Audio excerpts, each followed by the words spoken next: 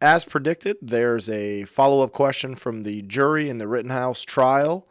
Hello, everyone. My name is Andrew Buda. I'm a licensed lawyer in Florida as well as all federal courts in the United States. I want to go ahead and address that question that was brought up by the jurors. They asked the judge, do we watch videos in private or do we watch them in the courtroom? And then they asked a follow-up question if they needed to know the specific video that they are requesting to watch. I can tell you that the rules of evidence are going to be slightly different in every state as well as federal courts. In Wisconsin, it is different than Florida. In fact, the judge, if you were following along with the trial, the judge says that he doesn't even really know what the procedure is. They're going to look it up, and they're going to have to reconvene. But they do know that the jury has to watch the video in the courtroom. And in Florida, what we do is typically, if the state attorney's office, the prosecutor, is well prepared, they're going to go ahead and they're going to make a copy of the video that is only the video, and it's been edited, and both sides have agreed on everything in that video is able to be shown to the jury. And it's, if you ever hear them during a trial, they say, Your Honor, at this time, the state or the defense, whoever has the evidence, moves in Exhibit 48 into evidence as defense Exhibit 48 or state's Exhibit 48. What that means is it means that that piece of evidence has now been purported to be what they say it is. So if it's a video of the night of the shooting, the drone footage, for example, they've authenticated it, said that it is what it's supposed to be. The other side then has the opportunity to object. If they object, the judge rules in one way or the other. Typically, if they've laid the proper foundation for the evidence, the judge is going to allow it to be moved into evidence, and then at that time, they what's called publishing it to the jury. That's just a technical term. It means like the jury gets to now take a look at the video. But the key to that, the reason I'm telling you all that technical legalese, is because that video is part of the evidence now. What people don't understand a lot of times, just because you're not a lawyer, you only see this stuff in TV and movies and on YouTube, is that what people say, you have to rely on your own memory. So if there's a witness up there and he says, I saw the car he was driving, it was black, you can't, the only way that you're going to be able to remember what that witness said is based on your memory. However, physical evidence that's moved into evidence, you can review all that evidence. So if there's for example, the gloves in the O.J. Simpson trial, that's physical evidence. They could take a look at it. The gun in this Rittenhouse trial, they can physically take a look at it. The videos, that's all moved into evidence. They can watch it. Any photographs, they can't look at any police reports, any things like that. But anything that was moved into evidence, they have the ability to look at it.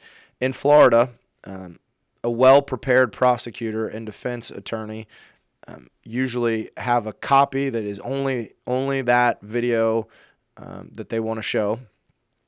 And what they do is they will send a cart with a TV on it and a DVD player. It has no access to any TVs, to any cable, to internet. It only has a DVD player to watch the video. And I don't know this for sure, but it's just an educated guess, is that the Wisconsin rules say that it has to be done in the courtroom because they probably don't have those policies and procedures set up to be able to send consistently the evidence back with the jury and to make sure that they are only looking at that one piece of evidence and not going on to, say CNN or Fox News and getting opinions of everybody and their mother about, what they think they should do. They want to avoid that at all costs. In fact, what they do, a lot of people don't realize this, is that when the jury goes into that jury deliberation room, they're not allowed to have their phones. The bailiff in the courtroom has a basket, and they take all possession of all the phones, so they can't look things up. They can't call people. It's a private setting, and they want to avoid as much contact with outside influence, if you will, as possible. And that's what, if you've watched at the end of the trial, the judges will always say, don't talk to your spouse about the case, what you've heard. Don't watch TV, go on the internet. You have to be sequestered, if you will, which means don't interact with anyone or anything about the case. And in fact, some big cases, they will keep the people in a separate hotel room to make sure that they are not being influenced by outside sources and things that were not admitted into the trial. A couple of things that I want to bring up. This judge, there's been a lot of things he's been doing that have been criticized in the media, some things that I've found peculiar. He brought up three that really were bothering him. Number one is the fact that he said that he didn't rule on a motion to dismiss. I don't want to get into that in this video. I don't want the video to be that long. But a lot of times judges will do that. That's pretty common procedure. So take something under advisement, a motion to dismiss. He can always come back and grant a motion to dismiss. There's two things that I want to really make people understand, because I don't know if it's even been talked about. If the judge grants a motion to dismiss, there's two types of motions to dismiss. A motion to grant a mistrial, not a motion to dismiss. There's two types of ways he can grant a mistrial. Number one is without prejudice, and number two is with prejudice. The big difference there is that if he grants a motion to dismiss without prejudice, that means that the state attorney can have another crack at it. They can come back and they can do all of this over again. Everything that we've seen so far, they can do it again. If he grants a mistrial with prejudice and he blames it on the state attorney's office, the prosecutor, that means that the case is done. They can't bring charges again. Typically, it would have to be some sort of prosecutorial misconduct. Wow, I'll say that a couple times fast. That's what it needs to happen in order for those things to happen, which would be the prosecutor putting on evidence that he knows that he should not, is illegal evidence, lying, putting a witness on the stand that would lie, those kind of things. Just gross misconduct, if you will, by a prosecutor, which happens all the time. But that's what would cause a judge to grant a mistrial with prejudice. So be on the lookout for that. That's going to be huge if that happens. Then he talked about him being criticized for Kyle Rittenhouse picked in a little a hat, if you will. They put all the jurors' numbers in there, and they picked numbers to see who was going to be the alternate jurors. I don't have a problem with that at all. I think that, if the defendant is the one, Kyle Rittenhouse is the one that gets to determine who's going to be an alternate juror and or not based on chance. I think if anybody should do it, it should be the accused. That way, there's no question. What you're picking is you're just randomly picking. Keep it at that. In Florida, what we do is we decide, based on a list. We go through and we just go. You're seated in the courtroom, and it's the first row on the left is number one, and then the jurors, depending on how many jurors you have in there, usually it's between 20 and 30. We just go. I guess that would be from left to right, and then you go up, and then from right to left in the next row, and you keep doing that zigzag back and forth. And if it's a trial and there's 6 jurors, it's a non-capital case, so you need 6 jurors and then maybe 1 or 2 alternates. We at that time say if we're at juror 20 now would be an alternate, and then you pick that way, and then you move on from there to determine if you're going to use that person or strike them for what's called a cause or peremptory challenge. Again, very, very complicated. I'll make another video explaining the voir dire, jury selection process. That's a little too technical for this video. But that's how we do it. So we know the 6 are going to be the 6 that we pick, and then the alternates will be the alternates, unless, again, as I said in the last video, something does occur where we need to use one of those alternates. But at least at that time, we have an idea and an understanding of who's going to be our jurors. Because in my opinion, I think it's important that you pick the jurors that you anticipate are going to be in that trial the entire time. Sometimes you don't have a good enough jurors in the pool, and you don't really like the alternates, so you're just taking a chance because you have no other options, that there isn't going to be an issue where an alternate has to come on there. So I wouldn't really like the way Wisconsin does it, where it seems like if they have 6 jurors and they have 2 alternates, any of the 8 could potentially be the jurors. I don't like that. I think it takes away a little bit of the gamesmanship and the strategy that should go into picking a jury trial. And then the third thing the judge talked about was he talked about how was criticized, how the media criticized the job that the attorneys have done, and he said that he thought the attorneys were professionals and have done a great job. I mean, he said what I think most judges probably should and would say in that scenario.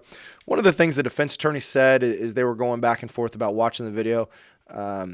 He said that he didn't really want the jury to be able to view the evidence, for example, the drone footage, he said maybe if they want to watch it 2, 3, 4 times. He said, but I don't want them to watch it over and over and over again because that gives too much attention to one piece of evidence. I can't disagree with that statement more. I mean, that is absolutely ridiculous. If that is the crux of the case, right? So that's the most important piece, the linchpin, whatever you want to call it. That is, the whole case relies on that. That doesn't necessarily mean that if they watch it 2 or 3 times that, hey, you know what, they're going to say, oh, the defendant is not guilty now because we've only watched it 2 or 3 times. No, that's ridiculous. The jury has an ability to review that evidence. If they want to watch it for the next year, all day, every day, they can. They can do that until the judge determines that there's a deadlock in the jury. So for him to say something like that, and the judge shut that down real quick, was the right thing to do. I don't know why he would say that. In my experience, sometimes attorneys, whether prosecutors or defense attorneys, they get in this very adversarial positioning where they think, oh, I just have to disagree with the other side. And that becomes such a pain to work with somebody like that because they're not doing what's best for their client or what the law says you should do. They're just being adversarial to be adversarial. And that is not the way that lawyers should conduct themselves. They need to follow the law and, in the case of a defense attorney, do what's in the best interest of his client. And I can tell you that video is important. That's why they've been fighting so hard for that video to not be shown because apparently they were given a copy that was not as high quality.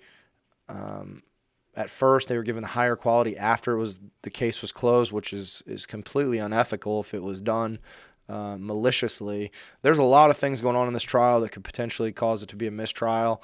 What happens, let's address that briefly, is that if he's found to be guilty, the next step is the defense attorneys, they're going to appeal. They're going to appeal on all the motions that they raised, all the objections that they made in the trial, and then it goes to the next level court.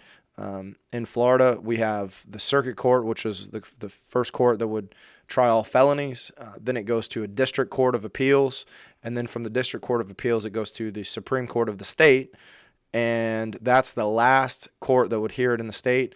Ultimately, the United States Supreme Court could hear cases. That's unusual. I mean, but it could definitely go that far. But that's the process that happens if something like that happens. And it's the defense attorney has a job and responsibility to what's called preserve those issues, because if they don't object and they don't ask for a mistrial, then they lose the right to appeal those issues later on. So it's extremely important for a competent defense attorney to do those things. But back to him suggesting that the jury be limited to the amount of times they could watch the video. I really don't know why he said that. He probably doesn't know why he said that either, to be honest with you. The judge did say that they're going to kick everybody out of the courtroom except the people that have to be in there. No one knew the rule. They all said they were going to look it up. I've got it on live right now. They still haven't come back and made a determination. But in my experience, typically it's going to be a bailiff in there, at least in Florida anyway. When I've experienced this, is the bailiff is going to be in there, and they're going to be the ones that push play and rewind. That's it. It's not going to be the judge. It's not going to be any of the parties, the prosecutor, the defense, the defendant, just somebody that's going to operate the play button. And that's it, because they don't want anybody in there that's going to be able to hear the deliberations of the jury. They still want to be able to do that in a secure, safe, and private environment. Thanks for watching. If there's more updates, I'll make another video.